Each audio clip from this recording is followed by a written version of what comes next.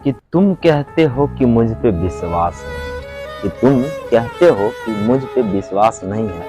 अरे हम तो उन पत्थरों से ठोकर खाया है जिसको अपने सर पे बिठा के रखा है। आप सभी का स्वागत है आपके अपने YouTube चैनल अभिषेक एजुकेशन ऑनलाइन क्लास में, और मैं हूं कुशवाहा जो आज आपको पढ़ाने वाला हूं। फिजिक्स के कुछ इंपॉर्टेंट क्वेश्चन है जो आपके एग्जाम में 2024 में आने वाले हैं, तो उसको देर न करते हुए हम एक एक क्वेश्चन को, बहुत ज़्यादा इंपॉर्टेंट है, उसको क्या करना है आपको नोट कर लेना, समझना भी और याद करके आपके एग्जाम में ये क्वेश्चन आएगा। लगभग लगभग नहीं आ ही सकता, अच्छा क्वेश्चन है, तो हम देर न करेंगे। लेकिन उससे पहले क्या करने वाला पता है, हमको क्या करना है कि समझना है। मेन बात ही होता है हमारा ये, ठीक है, मोटो ये है। अब देखो मेला वाला चल रहा है तो हम भी क्या कर लिए हैं, चश्मा किनिए लिए है, कहे हम भी थोड़ा सा क्या स्मार्ट बन जाते हैं। क्या ठीक लगते हैं ना? बिल्कुल। और ठीक है, अच्छा लगता है। बाद में बताएंगे, बाद में पहनेंगे क्या। हम थोड़ा सा क्वेश्चन को देख लेते हैं, ठीक है जी, ओके। तो पहला क्वेश्चन हमारा ये है कि अवतल दर्पण को अभिसारी दर्पण क्यों कहा जाता है। अवतल जो दर्पण होता है उसको अभिसारी दर्पण ही क्यों कहा जाता है, इसको हम समझने का प्रयास करने वाले हैं।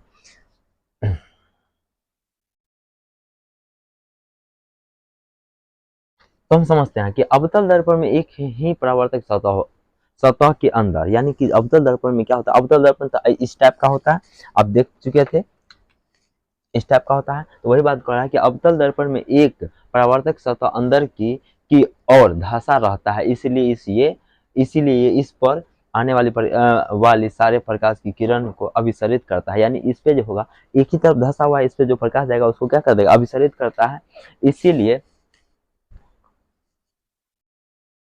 इसीलिए अभिसारी दर्पण कहा जाता है, इसीलिए अवतल दर्पण को अभिसारी दर्पण कहा जाता है। समझ में आ गया? यानी कि उस पर एक ही धंसा होता है, इस पर प्रकाश जाएगा तो अभिसरित करेगा ही। समझ में आ गया?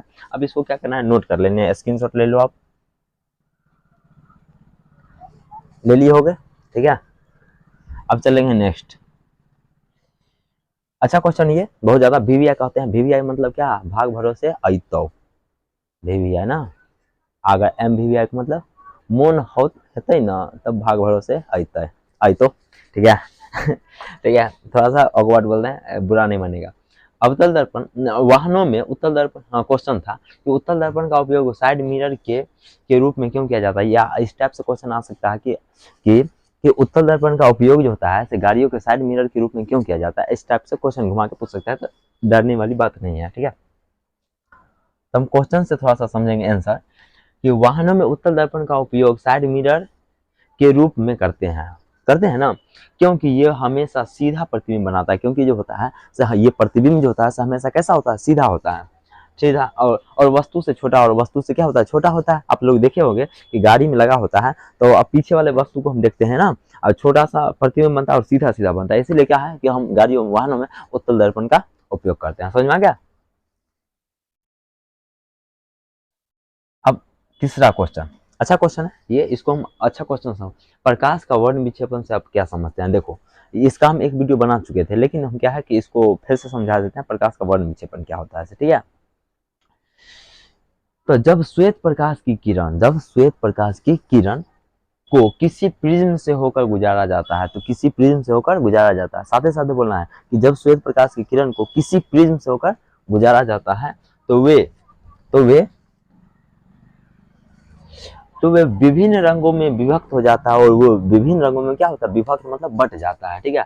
तो इस घटना को प्रकाश का वर्ण विक्षेपण कहते हैं। तो इस घटना को क्या कहते हैं हम लोग, प्रकाश का वर्ण विक्षेपण। समझ में आया? एक बार बोलोगे कि जब श्वेत प्रकाश की किरण को किसी प्रिज्म से होकर गुजारा जाता है, तो वो 7 रंगों में विभक्त, मतलब उस 7 रंगों में क्या होता है, विभक्त हो जाता है या बट जाता है। उसी घटना को हम क्या कहते हैं, प्रकाश का वर्ण विक्षेपण कहते हैं। समझ में आ गया? जैसे हम चित्र के माध्यम से भी अगर समझना चाहेंगे, तो मान के चलिए एगो प्रिज्म बना देते हैं, सिंपल सी हम समझते हैं, और इससे जब होकर के जब हम प्रकाश को गुजारेंगे, तो वो मतलब प्रकाश जो होता है इस टाइप से बट जाता है, ठीक है। इसी घटना को हम क्या कहते हैं, प्रकाश का वर्ण विक्षेपण कहते हैं। क्लियर है? ओके, हम चलेंगे अगला क्वेश्चन पे।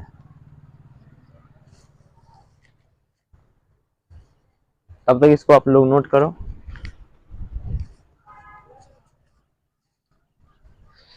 तो हमारा अगला क्वेश्चन ये है कि विद्युत धारा से आप क्या समझते हैं, यानी विद्युत जो धारा होता है, इलेक्ट्रिक करंट, यानी उससे हम क्या समझते हैं। यानी क्वेश्चन क्या है कि विद्युत धारा क्या है, या किसे कहते हैं, इन सभी का मतलब एक ही होता है, ठीक है। अगर क्वेश्चन किसी भी तरीका से घुमा के दे तो कोई दिक्कत वाली बात नहीं है। कहोगे सर ऐसे कैसे बात नहीं है, अब जैसे ससुराल जाओगे तो क्या कहोगे कि क्या कहोगे, और पत्नी के क्या है, बहन है, तो क्या बहन हो गई, बताइए यार, पत्नी की बहन कौन होती है, छोटकी वाली। कहो क्या ये बाद में कहेंगे, बुरा मान जाओगे आप लोग। चलो सुनते हैं हम क्वेश्चन को। आवेशों के सतत प्रवाह की दर को विद्युत धारा कहते हैं। आवेशों के जो सतत प्रवाह की दर होता है उसी को हम क्या कहते हैं, विद्युत धारा। सतत प्रवाह की मतलब होता है नियंत्रण। जैसे आप मान के चलिए कोई वायर है, ठीक है, जैसे अभी ये वायर है, ठीक है, ये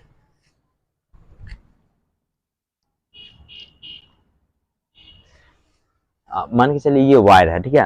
और वायर में क्या होता है कि विद्युत धारा इस इधर से मान के चलिए इधर जाते रहता है, तो क्या विद्युत धारा जो है रुक रुक के चलता है, बहता नहीं ना, यानी सतत, यानी चलते रहता है कंटिन्यू, जब तक उसमें करंट प्रवाहित होता रहता है तब तक वो क्या है, नियंत्रण चलते रहता है। इसीलिए हम ये कह सकते हैं कि आवेशों के सतत प्रवाह की दर को क्या कहते हैं, विद्युत धारा कहते हैं। इसे आई के द्वारा सूचित किया जाता है, और इसे किसके द्वारा सूचित किया जाता है, तो आई के द्वारा सूचित किया जाता है, और इसका मात्रक जो होता है एम्पियर होता है। ये क्वेश्चन बहुत अच्छा है कि क्वेश्चन ऑब्जेक्टिव में आपसे पूछा जाएगा कि विद्युत धारा के ऐसा मात्रक क्या होता है, तो क्या होता है, एम्पियर होता है, ठीक है, क्या होता है, एम्पियर। ओके जी, वैसे इसका हम एक वीडियो बना चुके हैं, आप लोग जा करके प्लेलिस्ट में देख सकते हैं।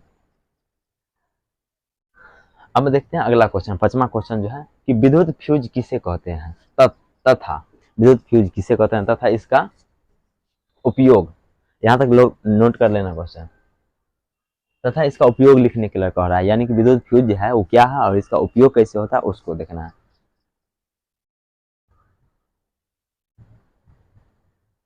तो देखते हैं, यह सीसा और टीन का एक मिश्र है।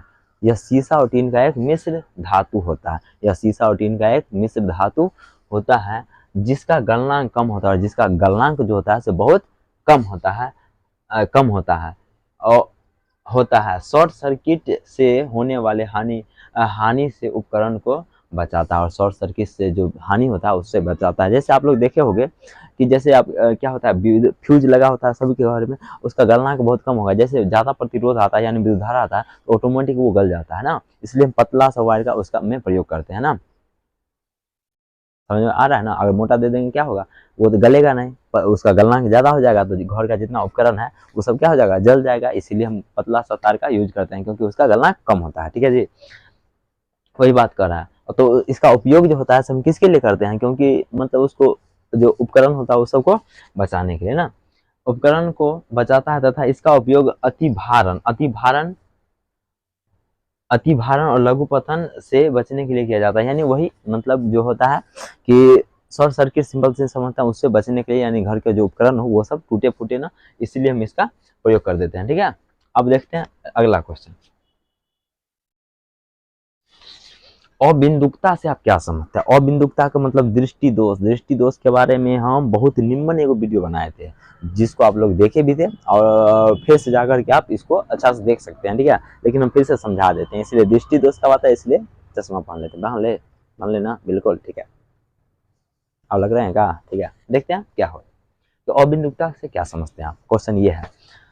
तो यह दोष उम्र बढ़ने के साथ वृद्धावस्था में आता है। यह जो दोष होता है उम्र बढ़ने के साथ वृद्धावस्था में आता है। कौन सी अवस्था में, वृद्धावस्था में आता है, जिसमें दूर या नजदीक दोनों की वस्तु साफ साफ नहीं दिखाई देती है। यही होता है कि मतलब यह जो है दोष जो है सिर्फ वृद्धावस्था में होता है, उम्र के बढ़ने के साथ साथ होता है, ठीक है। इसमें क्या होता है कि न दूर की वस्तु दिखाई देगा ना नजदीक की वस्तु, वही से ना बुढ़िया बगल में रहेगा, पता है फलनामा के माई कहाँ छो ही, ऐसे कहता रहता है क्योंकि उसको दिखाई नहीं देता है, यह वृद्धावस्था में होता है। ऐसा तो आप लोग सुने होंगे, सुनते हो ना, ठीक है, वही बात हो रहा है, साफ साफ नहीं दिखाई देता रहता है। इसे दूर करने के लिए बाइफोकल लेंस का प्रयोग किया जाता है। ये अच्छा क्वेश्चन है कि क्वेश्चन पूछा जाएगा तो अबिंदुकता को दूर करने के लिए कौन से लेंस का प्रयोग किया जाता है। तो अबिंदुकता को दूर करने के लिए हम बाइफोकल लेंस का प्रयोग करते हैं, ठीक है जी, बिल्कुल समझ में आ गया। हमको लगता है कि आप लोग को ये क्वेश्चन सारा बहुत मजा आ गया होगा। हम मिलेंगे अगले वीडियो में, तब तक ये यही कहना चाहते हैं कि बढ़िया से तैयारी करिए, और मेला तो है ही और उसका भी भरपूर आनंद ले, लेकिन पढ़ाई का सबसे ज़्यादा नहीं तो समय के साथ मजाक करोगे, समय तुम्हारे साथ मजाक कर देगा। तो मजाक मजाक में क्या हो जाएगा, मजाक बन जाएगा। इसलिए मजाक मजाक तक ही सीमित रखने दो। मिलते हैं अगले वीडियो में, तब तक के लिए बाय बाय।